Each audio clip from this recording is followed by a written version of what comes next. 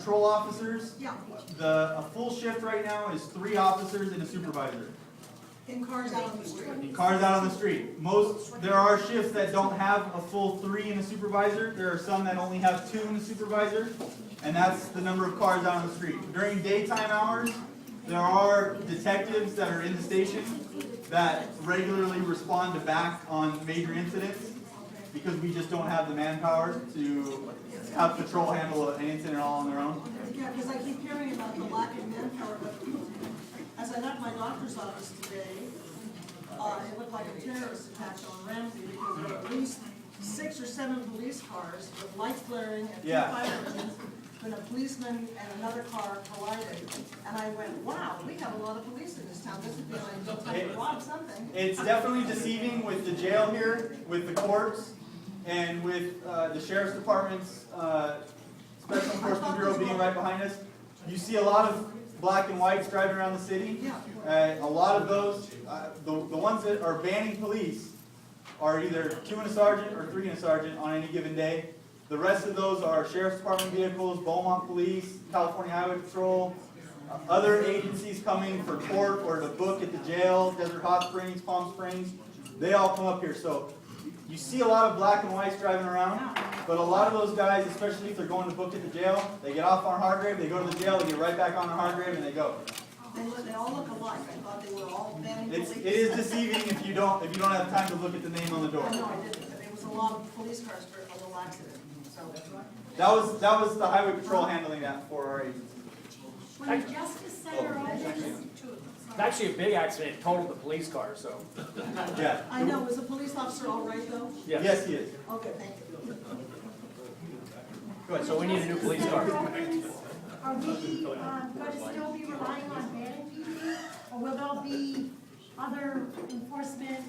When what opens, I'm sorry? When the Justice Center opens? Oh, it will. When it becomes, the whole big Justice Center opens. As far as I know, it will still be the banning PD that handles incidents outside of the courthouse in the parking lot, or people to and from going to court. That will be banning police department's responsibility.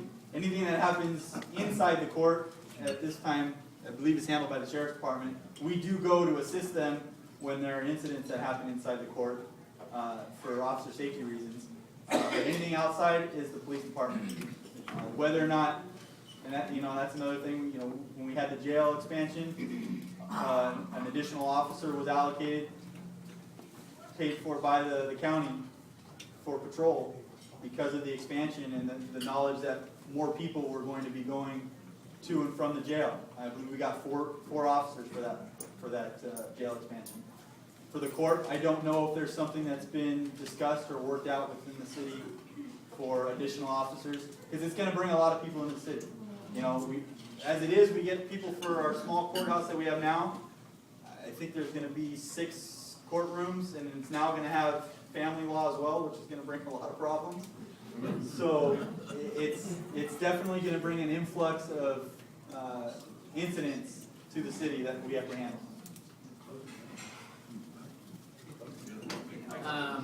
My name is Diego Rose. I'm a business owner and a resident in the city.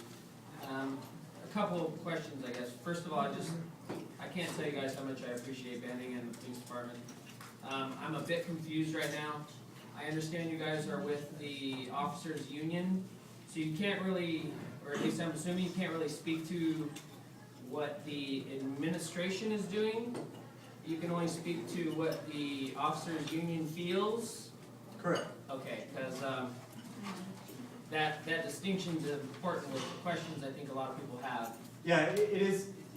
This is our association trying to inform the public, citizens, business owners, of what's going on within the city as far as public safety. From our perspective, in the past, the message that was getting out to the public was not making them fully informed of where we were at as far as staffing and public safety.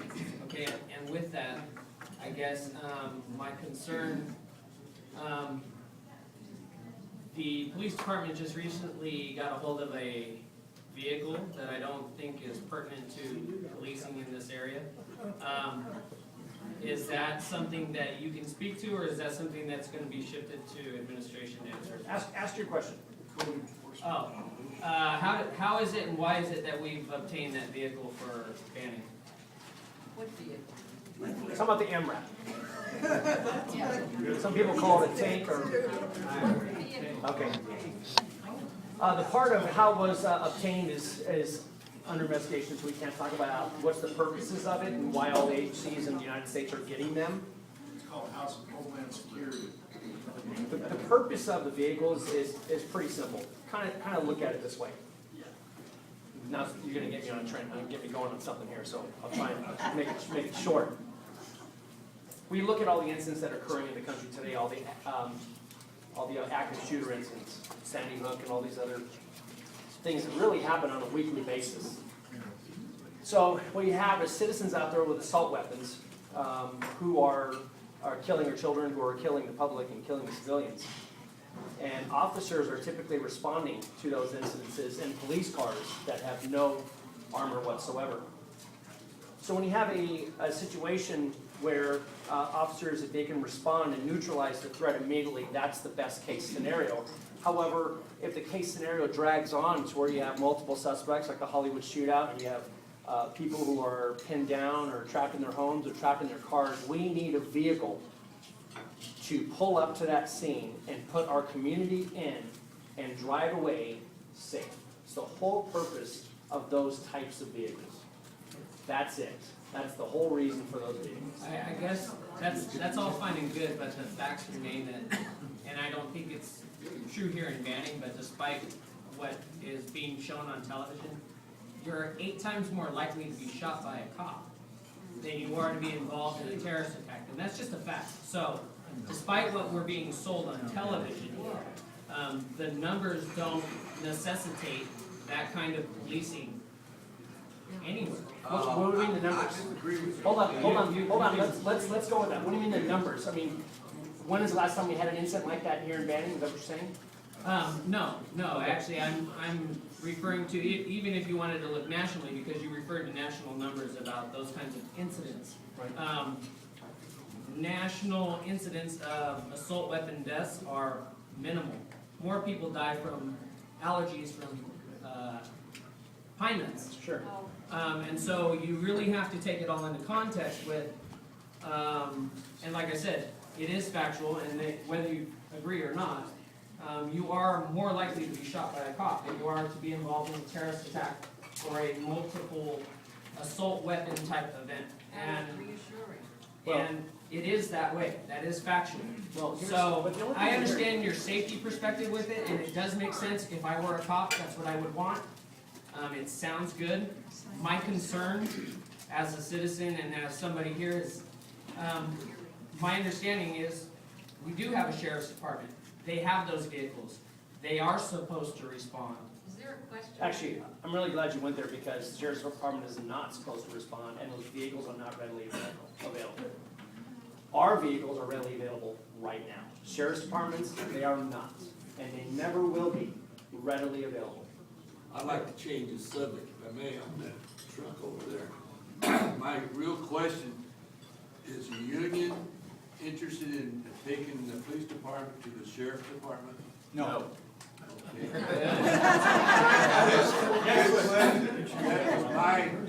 I'm very concerned. I went to the council meeting a few weeks ago, and I asked all 5 of them to state yes or no. Well, their answer was, they couldn't answer anything till later, and I've not been told that. And a few years ago, I'm probably the grandfather in the city of Banning right now of everybody here. I spent 12 years on the city council, and I been here since 1955. But my concern is, we lost the fire department, and that was a bad thing. And I don't want to see the police department go to the sheriff's department. And that's my main concern being here tonight.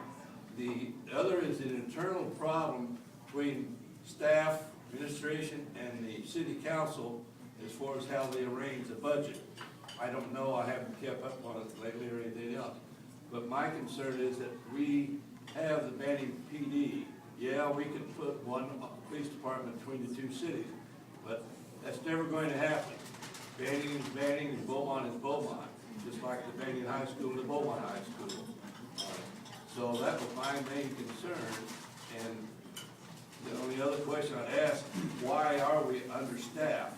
Is it because administration would not hire, would not replace? Were they informed by the city manager or by the council that they could not replace them? But if you count, over the years, if you could go down tomorrow morning and look at the budget and count the number of employees in that budget, you'll find, I'm just going to throw out a figure, 300 employees, but you really only have about 250 on the payroll in all departments. And that's what I've found over the years on it, and so I'm just concerned. As far as the sheriff's department goes, for our association, we are absolutely 100% against I'm very happy. the city going to the sheriff's department. Not only for public safety, because, you know, I don't know how many people, if everybody lives here in the city or if anybody lives in a county area. I lived in the county area where the sheriff's department was a contract to that city. And you many times have one deputy for that area. And it takes a long time to get somebody to come to your call. And with the Banning Police Department here, like I discussed earlier, we know a lot of the citizens, we know a lot of the business owners, we have a relationship with them, and we'd love to see that continue. We would not be in favor of the sheriff's department, and we would fight anyone who would like to move that way. We would stand up against that. As